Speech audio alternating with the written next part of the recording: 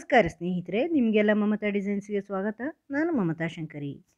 ಇವತ್ತೊಂದು ಸಿಂಪಲ್ ಸಾರಿ ಕುಚ್ಚು ಡಿಸೈನ್ ತೋರಿಸ್ಕೊಡ್ತಾ ಇದ್ದೀನಿ. ಈಸಿಯಾಗಿರೋಂಥದ್ದು, ಬಿಗಿನರ್ಸ್ ಮಾಡ್ಕೋಬೋದು. ತುಂಬ ಸ್ಟೆಪ್ಗಳಿಲ್ಲ, 2 ಸ್ಟೆಪ್ಪಲ್ಲೇ ಆಗುತ್ತೆ. ಇದಕ್ಕೆ 6 ದಾರ ಮತ್ತು ರಿಂಗ್ ಬೀಡ್ಸ್ ಈ ಥರ ತಗೊಂಡಿದ್ದೀನಿ. ಮಿಡ್ಲಲ್ಲಿ ಸೇರಿಸ್ಕೊಳ್ಳೋಕೆ ಒಂದು ರೌಂಡ್ ಬೀಡ್ಸ್ ಮತ್ತು ರಿಂಗ್ ಬೀಡ್ಸ್ ಜಾಸ್ತಿ ಉಪಯೋಗಿಸ್ಕೊಂಡು ಮಾಡೋಂತಹ ಡಿಸೈನು. ಆಮೇಲೆ ಒಂದು ಸ್ಮಾಲ್ ಬೀಡ್ಸು, ಇದು ಮೆಟಲ್ ಬೀಡ್ ಇದೆಯಲ್ವ, ಅದನ್ನು ಕೂಡ ತಗೊಂಡಿದ್ದೀನಿ, ಮೀಡಿಯಮ್ ಸೈಜಿಂದು. 6 ದಾರ ಇದೆ, 10 ನಂಬರ್ ಕ್ರೋಶೆ ಹುಕ್ ತಗೊಂಡಿದ್ದೀನಿ. ತುಂಬ ಸುಲಭವಾಗಿ ಸಾಮಾನ್ಯ ಒಂದು ಮೀಡಿಯಮ್ ಟೈಪಿನ ಸಾರಿಗಳಿಗೆಲ್ಲ ಉಪಯೋಗಿಸ್ಬೋದು. ಜಾಸ್ತಿ ಜರಿ ಸಾರಿಗಳಿಗೆಲ್ಲ ಕಡಿಮೆ ಆಗುತ್ತೆ ಇದು. ಫಸ್ಟು ದಾರ ಲಾಕ್ ಮಾಡಿ ಈ ಥರ ಸಿಂಗಲ್ ಕ್ರೋಶೆ ಹಾಕಿ ಹತ್ರ 2 ಸಿಂಗಲ್ ಕ್ರೋಶೆ ಹಾಕಿ ಡಬಲ್ ಲಾಕ್ ಮಾಡ್ತಾ ಇದ್ದೀನಿ. ಗಟ್ಟಿಯಾಗಿ ನಿಂತ್ಕೊಳ್ಳುತ್ತೆ. ಈಗ ಫಸ್ಟಿಗೆ ರಿಂಗ್ ಬೀಡ್ ಸೇರಿಸ್ಕೊಳ್ತಾ ಇದ್ದೀನಿ. ರಿಂಗ್ ಬೀಡ್ಸ್ ಮತ್ತು ರೌಂಡ್ ಬೀಡ್. ಈ ಥರ ಕ್ರೋಶೆ ಹುಕ್ಕಿಗೆ ಸೇರಿಸ್ಕೊಂಡು ದಾರಕ್ಕೆ ಸೇರಿಸ್ಕೊಳ್ಳಿ. ಅದನ್ನು ಲಾಕ್ ಮಾಡ್ಕೊಳ್ಳಿ, ಒಂದು ಈ ಥರ ಬೀಡ್ ಲಾಕು. ಇದು ಬಟ್ಟೆಗೆ ಎಲ್ಲಿಗೆ ಬರುತ್ತೆ ಅಂತ ನೋಡಿಕೊಂಡು ಅದನ್ನು ಸಿಂಗಲ್ ಕ್ರೋಶೆ ಮಾಡಿ ಸೇರಿಸ್ಕೊಳ್ಳಿ. ಮತ್ತು 4 ಚೈನ್ ಮಾಡ್ತಾಯಿದ್ದೀನಿ. 3 4 ಚೈನ್ ಮಾಡಿ ಅದು ಬಟ್ಟೆಗೆ ಎಲ್ಲಿಗೆ ಬರುತ್ತೆ ಅಂತ ನೋಡ್ಕೊಂಡು ಸ್ವಲ್ಪ ಒಳಗಡೆ ಲೂಸಾಗಿ ಸೇರಿಸ್ಕೊಳ್ಳಿ. ಯಾಕಂದರೆ ಇಲ್ಲಾಂದರೆ ಎಳ್ದಂಗೆ ಆಗುತ್ತೆ, ಟೈಟ್ ನೀವು ಅಲ್ಲಿಂದ ಅಲ್ಲಿಗೆ ಮಾಡಿದರೆ. ಮತ್ತೆ ರಿಂಗ್ ಬೀಡ್ಸ್ ಸೇರಿಸ್ಕೊಳ್ತಾ ಇದ್ದೀನಿ. ಅದನ್ನು ಬೀಡ್ ಲಾಕ್ ಮಾಡಿ ಬಟ್ಟೆಗೆ ಸೇರಿಸ್ಕೊಳ್ಳಿ, ಎಲ್ಲಿ ಬರುತ್ತೋ ಅಲ್ಲಿ ಈ ಥರ ಸೇರಿಸ್ಕೊಳ್ಳಿ. ಮತ್ತು 4 ಚೈನ್, ಬಟ್ಟೆಗೆ ಲಾಕ್. ಈ ಥರ ಮಾಡ್ಕೊಂಡು ಹೋಗಿ ಪೂರ್ತಿ. Beads 4 chain, ring beads 4 chain, ಇಷ್ಟೇ ಮಾಡ್ತಾಯಿದ್ದೀನಿ. ರಿಂಗ್ ಬೀಡ್ಸ್ ಸೇರಿಸ್ಕೊಳ್ತಾ ಇದ್ದೀನಿ, ಬೀಡ್ ಲಾಕ್ ಮಾಡಿ ಬಟ್ಟೆಗೆ ಸೇರಿಸ್ಕೊಳ್ತಾ ಇದ್ದೀನಿ, ಮತ್ತು 4 ಚೈನ್ ಮಾಡ್ತೀನಿ. ಮತ್ತು 4 ಚೈನ್, 3 4 ಚೈನ್ ಮಾಡಿ ಬಟ್ಟೆಗೆ ಸೇರಿಸ್ಕೊಳ್ಳಿ. ಮತ್ತೆ ಬೀಡ್ ಸೇರಿಸಿ. ಹೀಗೆ ಮಾಡ್ತಾ ಹೋಗಿ ಪೂರ್ತಿ ಉದ್ದಕ್ಕೆ ಸೀರೆ ಫುಲ್ಲು ಆಗುವಷ್ಟು ಮಾಡ್ಕೊಳ್ಳಿ ಎಂಡ್ವರೆಗೂ. ನೋಡಿ, ಈಗ ಇಲ್ಲಿ ಒಂದು ಸ್ವಲ್ಪ ಮಾಡಿದ್ದೀನಿ ನಾನು ಸ್ಯಾಂಪಲ್ಗೆ, ಒಂದು 5-6. 4 ಚೈನು ಮತ್ತು beads, 4 chain beads, 4 chain beads, ಈ ಥರ ಮಾಡ್ತಾ ಹೋಗೋದು. ಈಗ 2 ಚೈನ್ ಹಾಕಿ ದಾರ ಕಟ್ ಮಾಡ್ತಾಯಿದ್ದೀನಿ ಎಂಡಲ್ಲಿ. 4 ಚೈನಲ್ಲಿ ಎಂಡ್ ಮಾಡಿದ್ದೀನಿ, ಅಲ್ಲ ಬೀಡ್ಸಲ್ಲಿ ಎಂಡ್ ಮಾಡಿದ್ದೀನಿ, ಸಾರಿ, ಬೀಡ್ಸಲ್ಲಿ ಸ್ಟಾರ್ಟ್ ಮಾಡಿರೋದಲ್ಲ, ಬೀಡ್ಸಲ್ಲಿ ಎಂಡ್ ಮಾಡಿದ್ದೀನಿ. ಅದು ಪರವಾಗಿಲ್ಲ, ನೀವು ಚೈನಲ್ಲಿ ಮಾಡಿದ್ರೂ ಏನಾಗಲ್ಲ, ಆರ್ಚಲ್ಲಿ ಎಂಡ್ ಆಗುತ್ತೆ ಅಷ್ಟೇ. ಈಗ ಮತ್ತೆ ಅದೇ ದಾರನ ಸ್ಟಾರ್ಟಿಂಗಲ್ಲಿ ಲಾಕಲ್ಲಿ ಸೇರಿಸ್ಕೊಡ್ತೀನಿ. ಆ ಲಾಕಿನ ಒಳಗಡೆನೇ ಡಬಲ್ ಲಾಕ್ ಮಾಡಿ ಸೇರಿಸ್ಕೊಳ್ತಾ ಇದ್ದೀನಿ. ಅದಾದಮೇಲೆ ಈ ರಿಂಗ್ ಬೀಡ್ಸಲ್ಲಿ ಫುಲ್ಲು ಸಿಂಗಲ್ ಕ್ರೋಶೆ ಮಾಡ್ಕೊಳ್ಳಿ. ಅಲ್ಲಿಂದ ರಿಂಗ್ ಬೀಡ್ಸ್ ಮತ್ತು ರೌಂಡ್ ಬೀಡ್ಸ್ ಮಧ್ಯದಲ್ಲಿ ಕ್ರೋಶೆ ಹುಕ್ ಹಾಕಿ ದಾರ ತಗೊಂಬನ್ನಿ, ಮತ್ತು ಅದನ್ನು ಸೇರಿಸ್ಕೊಳ್ಳಿ. ಸಿಂಗಲ್ ಕ್ರೋಶೆ ಅಷ್ಟೇ, ಬರೀ ಸಿಂಗಲ್ ಕ್ರೋಶೆ ಹಾಕ್ಕೊಳ್ತಾ ಇದ್ದೀನಿ. ಈ ಥರ ಎಷ್ಟಾಗುತ್ತೋ ಅಷ್ಟು ಹಾಕ್ಕೊಳ್ಳಿ. ಫುಲ್ಲು ಒಂದು 8-9 ಬರುತ್ತೆ.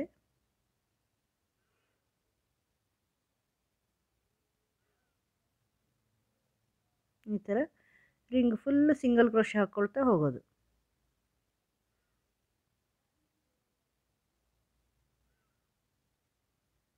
ಈ ಥರ ಸಿಂಗಲ್ ಕ್ರೋಶೆ ಹಾಕ್ಕೊಂಡು ಇದನ್ನು ನೆಕ್ಸ್ಟ್ 4 ಚೈನಲ್ಲಿ ಅದನ್ನು ಲಾಕ್ ಮಾಡ್ಕೊಳ್ಳಿ.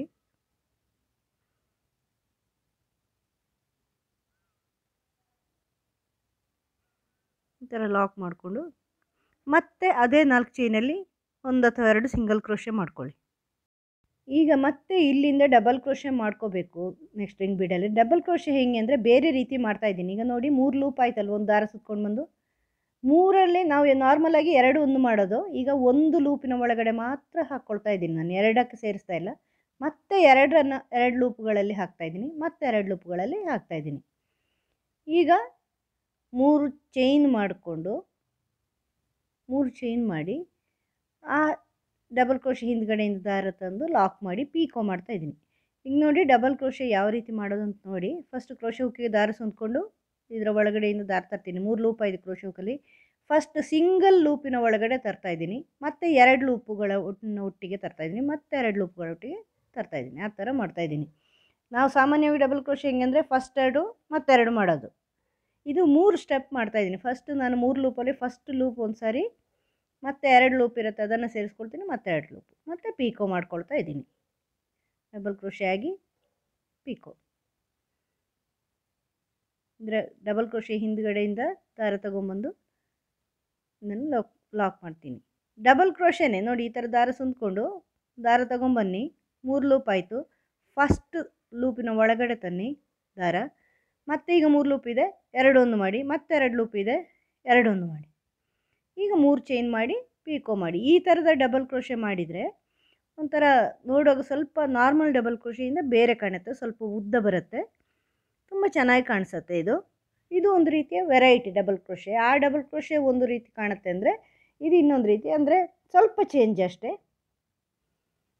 ಹೆಚ್ಚಲ್ಲ, ಆದರೂ ಚೆನ್ನಾಗಿ ಕಾಣಿಸುತ್ತೆ. ಒಂದು ವೆರೈಟಿ ಆಗುತ್ತೆ, ಇದೊಂದು ಸ್ಟಿಚ್ಚಿನ ವೆರೈಟಿ. 3 ಚೈನ್ ಮಾಡಿ ಪೀಕೋ ಮಾಡ್ಕೊಳ್ಳಿ. ಈ ಡಬಲ್ ಕ್ರೋಶೆ ಹಿಂದ್ಗಡೆ, ಇದು ಡಬಲ್ ಕ್ರೋಶೆನೇ, ಡಬಲ್ ಕ್ರೋಶೆ ಹಿಂದ್ಗಡೆಯಿಂದ ದಾರ ತಂದು ಈ ಥರ ಲಾಕ್ ಮಾಡಿ ಪೀಕೋ ಮಾಡಿ. ಈ ಥರ 4 ಸಾರಿ ಮಾಡಿದ್ದೀನಿ, 4 ಪೀಕೋ ಮಾಡಿದ್ದೀನಿ. ಈಗ ಒಂದು ಸ್ಮಾಲ್ ಬೀಡ್ ಸೇರಿಸ್ಕೊಳ್ತಾ ಇದ್ದೀನಿ ಇಲ್ಲಿ.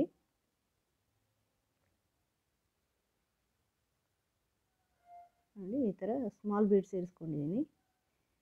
ಈಗ ಮತ್ತೆ ಕಂಟಿನ್ಯೂ ಮಾಡಿ 4. ಈಗ 4 ಮಾಡಿ ಆದಮೇಲೆ ಸ್ಮಾಲ್ ಬೀಡ್ ಸೇರಿಸಿದ್ದು, 4 ಡಬಲ್ ಕ್ರೋಶೆ ಆದಮೇಲೆ ಇನ್ನು 4 ಡಬಲ್ ಕ್ರೋಶೆ ಮಾಡ್ಕೋಬೇಕು.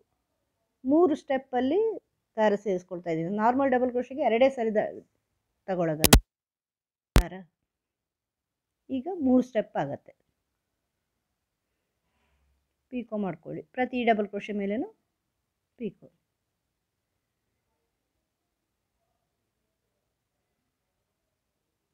ಈ ಥರ ದಾರ ಸುಂದ್ಕೊಂಡು ಇದರೊಳಗಡೆಯಿಂದ ದಾರ ತಂದು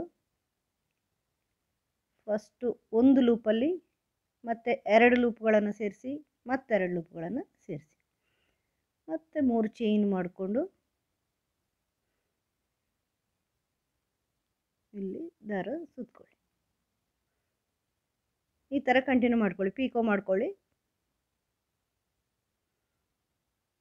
ಮತ್ತೆ 3 ಚೈನು ಪೀಕೋ.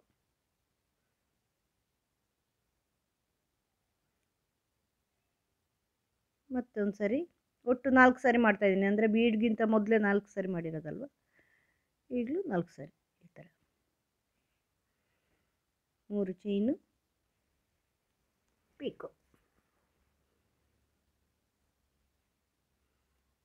ಈ ಥರ ಬರುತ್ತೆ ಡಿಸೈನು. ಸಿಂಪಲ್ ಆಗಿರುತ್ತೆ, ಚೆನ್ನಾಗಿ ಕಾಣಿಸುತ್ತೆ. ನೆಕ್ಸ್ಟ್ 4 ಚೈನಲ್ಲಿ ಇದನ್ನು ಲಾಕ್ ಮಾಡಿ. ನೆಕ್ಸ್ಟ್ 1 ಅಥವಾ 2 ಜಾಗ ಇದ್ದಷ್ಟು ಸಿಂಗಲ್ ಕ್ರೋಶೆ ಮಾಡ್ಕೊಳ್ಳಿ.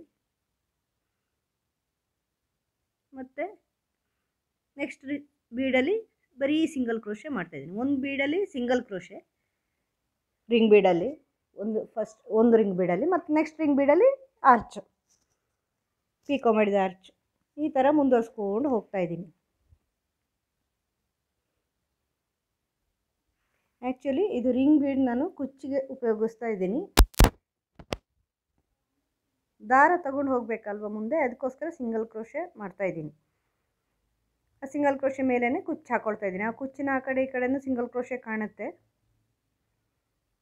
ನೆಕ್ಸ್ಟು 4 ಚೈನಲ್ಲಿ ಲಾಕ್ ಮಾಡಿ ಸಿಂಗಲ್ ಕ್ರೋಶೆಗಳು ಹಾಕ್ಕೊಂಡು ನೆಕ್ಸ್ಟು ರಿಂಗ್ ಬೀಡಲ್ಲಿ ಡಬಲ್ ಕ್ರೋಶೆ ಮಾಡಿ ಪೀಕೋ ಮಾಡ್ಕೊಳ್ತಾ ಇದ್ದೀನಿ.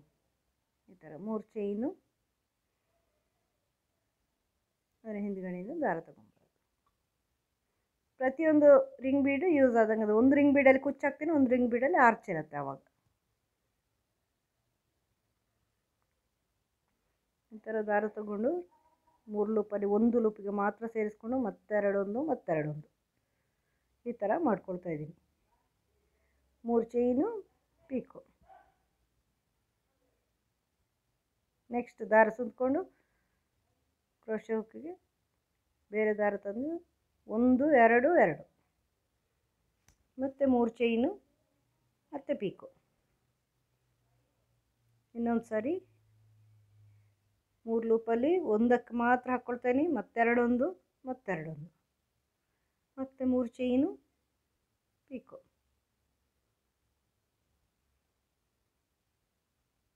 ಮತ್ತು ಬೀಡ್ ಸೇರಿಸ್ತಾ ಇದ್ದೀನಿ, ಮತ್ತು ಡಬಲ್ ಕ್ರೋಶೆ,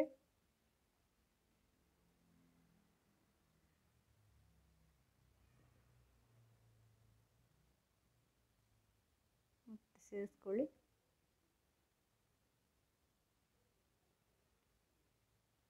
ಮತ್ತೆ ಎರಡೊಂದು, ಫಸ್ಟ್ ಸಿಂಗಲ್ ಮತ್ತು ಎರಡು ಆ ಥರ, ಮತ್ತು 3 ಚೈನು ಪೀಕೋ.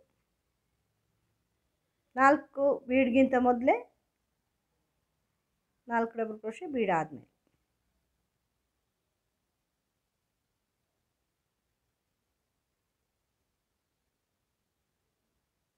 ದಾರ ತಗೊಂಬಂದು ಸಿಂಗಲು ಮತ್ತು ಎರಡು ಮತ್ತೆರಡು, 3 ಚೈನು ಪೀಕೋ.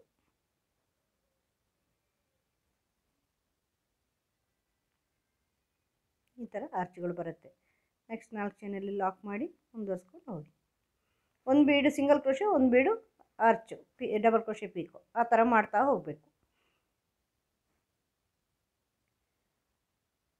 ತುಂಬ ಚೆನ್ನಾಗಿ ಕಾಣುತ್ತೆ, ಸಿಂಪಲಾಗಿ ಇದೆ, ಬೇಗ ಆಗುತ್ತೆ, ಇದು ಸ್ಪೀಡ್ ಆಗುತ್ತೆ. ಒಂದೇ ಸ್ಟೆಪ್ ಅಂದರೆ ಫಸ್ಟ್ ಒಂದು ಬೀಡ್ ಸೇರಿಸೋ ಸ್ಟೆಪ್ಪು ಮತ್ತು ನೆಕ್ಸ್ಟು ಆರ್ಚೆ ಮಾಡೋದು, 2 ಸ್ಟೆಪ್ಪಲ್ಲೇ ಆಗುತ್ತೆ, ಬೇಗ ಆಗುತ್ತೆ ನಿಮಗೆ ಸ್ಪೀಡಾಗಿ. ತುಂಬ ಸಿಂಪಲಾಗಿಯೂ ಇಲ್ಲ, ಮೀಡಿಯಮ್ ಸಾರಿಗಳಿಗೆಲ್ಲ ಮಾಡ್ಕೋಬೋದು. ಇದು ತುಂಬ ಬ್ರೈಡಲ್ ಸಾರಿಗಳಿಗೆಲ್ಲ ಸ್ವಲ್ಪ ಕಡಿಮೆ ಆಗುತ್ತೋ ಏನೋ, ಇಲ್ಲಾಂದರೆ ಸಾಮಾನ್ಯ ಸೀರೆಗಳಿಗೆಲ್ಲ ಇದನ್ನು ಮಾಡ್ಕೋಬೋದು. ಓಕೆ, ರಿಂಗ್ ಬೀಡಲ್ಲಿ ಕುಚ್ಚು ಹಾಕಿದ್ದೀನಿ. ಕುಚ್ಚು ಹಾಕಿದಾಗ ಈ ಥರ ಕಾಣಿಸುತ್ತೆ ನೋಡಿ. ರಿಂಗ್ ಬೀಡ್ ಮಧ್ಯ ರಿಂಗ್ ಬೀಡ್ಗಳಲ್ಲಿ ಕುಚ್ಚು ಹಾಕ್ಕೊಂಡಿದ್ದೀನಿ, ಆರ್ಚ್ಗಳ ಮಧ್ಯೆ ಕುಚ್ಚು ಹಾಕಿದ ಮೇಲೆ ತುಂಬ ಚೆನ್ನಾಗಿ ಕಾಣಿಸುತ್ತೆ, ಸಿಂಪಲಾಗಿ ಈಸಿಯಾಗಿದೆ. ಮಾಡ್ಬೋದು, ನೀವು ಮಾಡಿ ನೋಡಿ, ತುಂಬಾ ಚೆನ್ನಾಗಿ ಕಾಣಿಸುತ್ತೆ ಸ್ನೇಹಿತರೆ. ಇದು ಫುಲ್ ಸೀರೆಗೆ ಮಾಡಿದಾಗ ನಾನಿಲ್ಲಿ ಸ್ಯಾಂಪಲ್ಗೋಸ್ಕರ 4-5 ಆರ್ಚ್ ಮಾಡಿದ್ದೀನಿ ಅಷ್ಟೇ. ಮುಂದಿನ ವೀಡಿಯೋದೊಂದಿಗೆ ಭೇಟಿಯಾಗೋಣ. Thank you.